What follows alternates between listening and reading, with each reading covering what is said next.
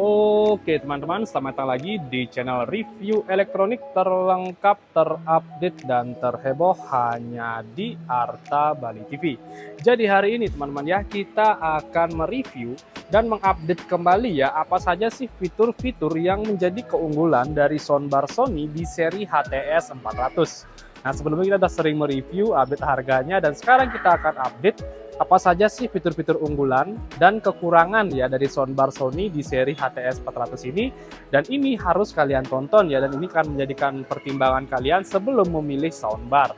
Jadi biasa di sini kita juga akan mereview dan merefresh, dan sekalian kita juga akan mengupdate harganya. Oke, tapi sebelum video dimulai, untuk kalian jangan lupa juga terus dukung channel saya dengan cara klik like, subscribe, dan di-share hanya di channel review terlengkap, terupdate, dan terheboh Arta Bali TV. Tanpa basa-basi lagi, kita langsung saja ke penjelasan yang pertama. Nah, oke, untuk pertama di sini kita bisa lihat inilah dia tampilan dari soundbar Sony di seri HTS 400. Sekedar info, ini merupakan seri soundbar 3.1 channel ya dari Sony yang memiliki fitur yang lumayan lengkap. Dan selain itu, teknologi dari soundbar Sony ini dia sudah menggunakan teknologi Dolby Digital ya, dengan power output 330 watt. Jadi ini udah lumayan banget. Oke, sekarang kita masuk untuk kekurangan yang pertama dari soundbar Sony di seri HTS 400 ini. Yang pertama di sini bisa langsung saya spill ya, soundbar dari Sony ini tidak bisa digunakan untuk karaoke teman-teman ya. Karena dia tidak connect atau tidak ada untuk input jack mic ya. Jadi kalian tidak bisa menggunakan mic atau karaoke di soundbar Sony ini. Dan sekedar info, untuk semua soundbar itu jarang bisa digunakan untuk karaoke. Dan biasanya lebih banyak tidak ada teman-teman ya, karena konsumen tuh banyak banget nanyain apakah soundbar bisa digunakan karaoke atau enggak. Jawaban saya tetap tidak bisa, karena soundbar diperuntukkan untuk musik dan film ya, untuk menghasilkan suara sinema.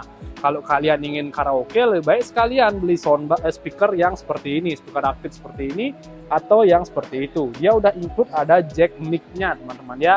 Jadi soundbar ini memang difungsikan khusus untuk film dan musik ya, sekedar musik dan film saja.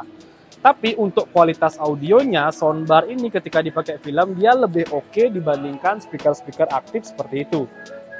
Oke, itu dia kelebihannya atau kekurangannya ya dari soundbar Sony ini di seri HTS 400. Sebenarnya bukan seri ini aja ya, seri-seri lain pun di merek lain pun sama, jarang yang bisa digunakan untuk karaoke. Oke, untuk kekurangan yang kedua, soundbar dari Sony ini, playback USB-nya ini, dia belum bisa ngeplay USB ya. Jadi USB-nya ini fungsinya hanya untuk service atau update saja. Kita bisa lihat tampilannya kurang lebih seperti ini. Nah oke, jadi kita lanjut untuk kekurangan tadi yang kedua ya dari USB-nya. Jadi tampilan port USB-nya sama seperti USB pada umumnya. Cuman di sini ada keterangan bahwa dia bisa hanya untuk update dan service saja. Jadi kalau kalian ingin mengeplay musik, video, dan lain-lain tidak bisa ya. Jadi ini ada fungsinya untuk update dan service. Jadi kalau ada update firmware atau software dalam soundbar ini bisa menggunakan USB service-nya ini atau USB update-nya ini. Oke, itu dia untuk kekurangan yang kedua. Sekarang kita lanjut untuk kekurangan yang ketiga. Nah, oke, untuk kekurangan ketiga di seri HTS 400 ini belum support dengan Dolby Atmos Vision ya. Dia masih menggunakan Dolby Digital. Nah, secara harganya itu masih lebih murah ya dibandingkan dengan seri Dolby Atmos Vision-nya. Kalau kalian ingin mendapatkan Dolby Atmos, kalian bisa menambahkan lagi 2,5 juta ya, mungkin di 5 jutaan lebih dikit. Kalian sudah mendapatkan yang sudah Dolby Atmos, contohnya di seri HTG 700. Oke, dan di sini juga untuk fitur-fitur lainnya dia sudah support dengan S4 Surround. Dia belum support juga 5.1 ya. Dia hanya menggunakan 3.1 untuk jenis audionya. Jadi dia belum bisa menghasilkan surround karena belum menggunakan teknologi 5.1. Nah, ini fitur-fitur lainnya ya, untuk power outputnya dia paling kecil ya di kisaran 330 watt. Dibandingkan dengan seri HTS 20R yang sudah support dengan 400 watt, ini masih menggunakan 330 watt.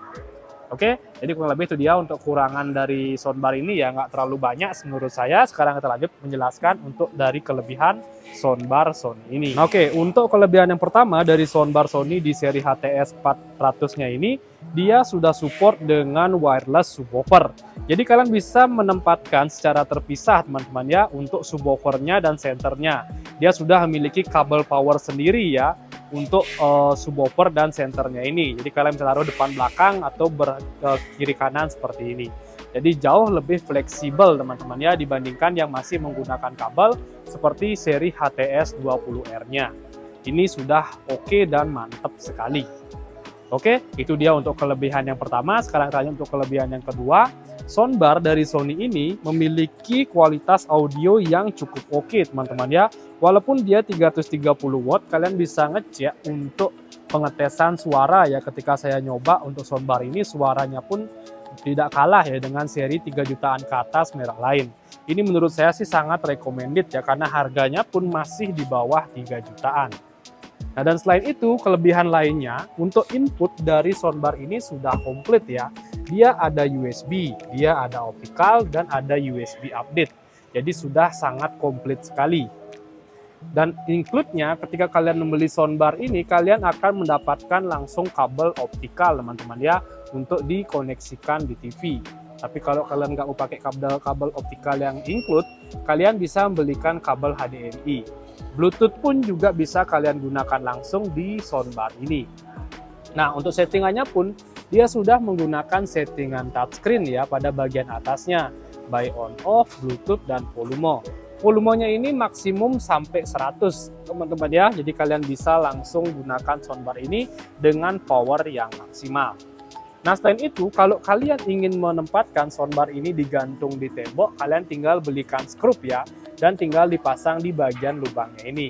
Jadi kalian bisa posisikan secara menggantung untuk soundbar dari Sony ini. Oke, untuk kelebihannya itu saja, dan soundbar ini garansinya itu kurang lebih setahun ya, resmi garansi dari Sony. Dan dia juga udah support dengan teknologi 3.1 channel serta Dolby Digital.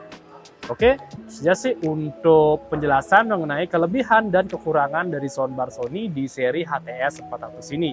Untuk harganya langsung saja saya update teman-teman ya. Jadi harganya itu kurang lebih di kisaran 2.850.000-an.